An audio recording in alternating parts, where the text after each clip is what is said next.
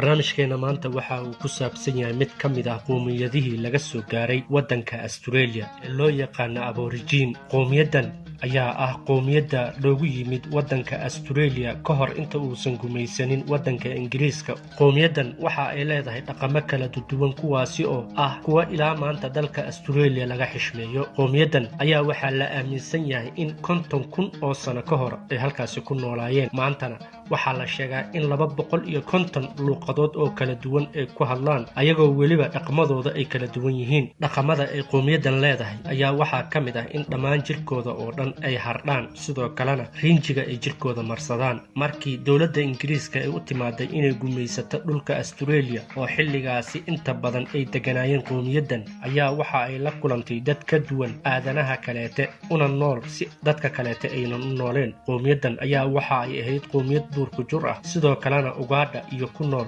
dhulka beerashadiisa. Qowmiyadda ayaa waxaa sidoo kaleete ka mid ahaa dhaqamada laga soo gaaray xilligaasi in hooyada iyo aabbaha wixii ka soo hara ay isguursan karaan, wiilka iyo walaashiina ay isguursan karaan. Sidoo kale qowmiyadan ayaa waxa ay lahayd dhaqan kaleeto oo ah in aabbaha hadduu ka dhinto hooyada uu wiilka dumaalaya, sidoo kaleetana haddii odaga ay ka dhimato xaaskiisa gabadhiisa uu dumaali karo. Sidoo kaleete qabiilkan ayaa waxa uu leeyahay dhaqanka ah in odaga hadduu xaafadda ka tago uu wiilka ku simi karo. Si kastoy ahaataba qowmiyadda ayaa waxa ay walaac ka muujisaa habka loola dhaqmo iyo weliba cunsurinimada lagu hayo gudaha dalka Australia, walow ayaga markii hore laga soo gaaray. Qabiilka Aborigine ayaa waxa uu ahaa qabiilkii ay ugu yimaadeen dowladdii Ingiriiska markay u timaaday waddanka Australia inay gumaysato sanadu markay ahayd 1788. xilligaasi wixii ka dambeeyana qabiilka waxaa loo kala gooyay laba qaybood, kuwa ku nool jasiiradda la yiraahdo Torres Strait Island iyo sidoo kaleete kuwa ku nool dhulka kaleete ee Australia. Qabiilkan ayaa markii uu yimaaday Ingiriiska waxaa loola dhaqmay sida adoontii, waxaana loo kala qaybiyey dhammaan dadkii Ingiriiska ahaa ee soo degay dhulka Australia, ayagoo mid walba lagu qasbay inuu u shaqeeyo qoysaska halkaasi deganaa. Inta badanna waxa ay ahaayeen kuwa lagu fasha beeraha, sidoo kaleetana gawaarida looga baxsado dhiiqada. Xilligaasi ay Ingiriiska imaanayeen dhulkaasi ayaa waxaa lagu qiyaasay in ay dhulkaasi ku noolaayeen dad ay tiradooda gaaraysa 700,000 oo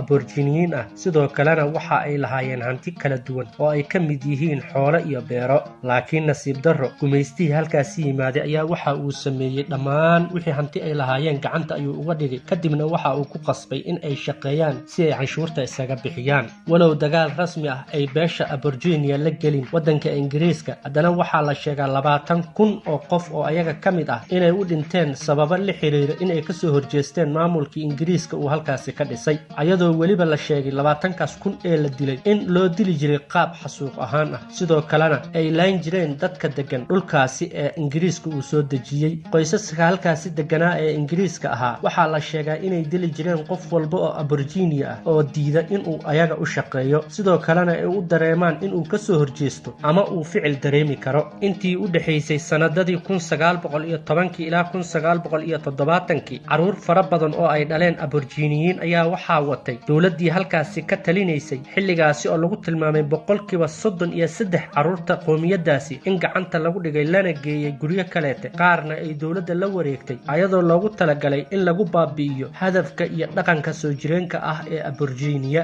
caruurtaasi laga xaday qowmiyadda Aborigine ayaa waxaa lagu qasbi jiray inay dhammaan iska iloobaan qoysaskooda, sidoo kalena waxaa laga ilaalin jiray in ay luuqadooda ayaga u gaarka ah ku hadlaan. weliba waxaa u dheeraa in magacyadii dhammaan laga bedelay oo la siiyey magacyo cusub. sanadii 2008 ra'iisul wasaarihii dalka Australia Kevin Rudd ayaa waxa uu soo saaray war-saxaafadeed uu raaligelin kaga bixinaya dhammaan dhibaatooyinkii loo geystay qowmiyadda Aborigine, isagoo weliba xilligaasi ballan qaaday inuu u raadin doono xuquuqda ay ku leeyihiin waddankaasi. Australia ayaa waxaa la sheegay wixii xilligaasi ka dambeeyay in dadka Aboriginiyiinta ay ula dhaqmayeen si ka duwan sidii waagii hore loola dhaqmi jiray. walow dadka Australiyaanka ah ay ka soo horjeedaan in ay qowmiyadani tahay qowmiyaddii laga soo gaaray dhulka, haddana waxaa jira buugaag iyo qisooyin sheegaya dadkan in ay leeyihiin dhulka. tani intii laga soo gaarayay 1965 dadka aboriginiyiinta ayaa waxa ay xitaa dhibaato ku ahayd in ay doorashooyinka dalka Australia ka qayb galaan ayagoo markaasi loo aaminsanaa inay yihiin dad cawaamo ah weliba aanan bini'aadanimada waxba ka aqoonin laguna yeesi jiray inay yihiin dad duurkujur ah oo leh dhaqan ka duwan dhaqanka aadanaha kale walow maanta qowmiyadani ay leeyihiin deegaano u gaar ah iyaga iyo weliba siyaasiyiin farakutiris ah oo ka qayb gala siyaasadda waddanka Australia haddana waxaa jiro ilaa hadda cunsurinimo ka dhex jirta bulshada dhexdeeda taasi oo dawladda si cad aysan u sheegin in la istaajiyo oo ay sheegtaan qowmiyadda Aborigine in looga soo horjeedo qowmiyaddan ayaa sidoo kale waxa ay leedahay dhaqamo yaab leh oo ilaa maanta ay ku dhaqmaan kuwaasi oo ah wiilka marka uu hooyadii aroosaya in dab loo shido dabkaasina uu afuufo sidoo kale odaga marka uu gabadhiisa guursanaya ayaa waxaa laga rabaa in 15 maalin guri lagu hayo kadibna arooska loo dhiso qowmiyadda ayaa dadka ka dhinta waxa ay u duugaan 3 qaybood qayb ah in geeda la saaro oo ah kuwa odayaasha iyo dadka waaweyn ee la xishmeeyo qaybta labaad ee dadka caadiga ah ayaa waxaa la sameeyaa xayawaanaadka in loo tuuro qaybta ugu dambaysa ee saddexaadna waxa weeye caruurta yaryar marka ay dhintaan waxaa la sameeyaa ayagoo dhan waa la gubaa qowmiyadda ayaa sidoo kale waxaa la sheegaa in dhammaan ay ka mamnuuc tahay in bulshada dhexdeeda ay ku noolaadaan dadka baahiyaha gaarka qaba waliba iyagoo ku cunsuriyeynaya in ay yihiin dad ku dhashay carada ilaahooda daawadayaal intaa waxaynu ku soo koobaynaa barnaamijkeennii Aborigine ee ah dadka ku nool waddanka Australia lagana soo gaaray kuwaasi oo leh dhaqan aanan caadi ahayn ummadda kale adduunkana kaga duwan waxyaabaha ilaa maanta ay haystaan tani intaynu ku kulmayno barnaamijkan kiisa kale waanigoo inkaga tagaya wassalaamu calaykum waraxmatullaahi wabarakaatuh